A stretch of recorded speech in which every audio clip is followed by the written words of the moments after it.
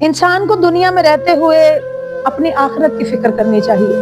اللہ عز و جل قرآن میں فرماتا ہے وَلِمَنْ خَافَ مَقَامَ رَبِّهِ جَنَّتَانِ، جو اپنے رب کے حضور کھڑے ہونے سے ڈرے اس کے لیے 2 جنتیں ہیں۔ سبحان اللہ، یعنی جس آدمی کو یہ فکر ہو کہ ایک ایسا وقت آئے گا کہ میں اپنے اللہ عز و جل کی بارگاہ میں پیش کیا جاؤں گا۔ سنیے، حضرت صدیق اکبر رضی اللہ تعالیٰ عنہ ایک دن بیٹھے تھے، آپ نے آخرت کے بارے میں سوچنا شروع کیا، اپنے اعمال کا حساب کرتے ہوئے آپ نے جنت اور دوزخ کے حساب سے لگاتے لگاتے پھر آپ نے یہ سوچا کہ ایک وقت آئے گا جب پہاڑ بکھر جائیں گے، ستارے ٹوٹ جائیں گے۔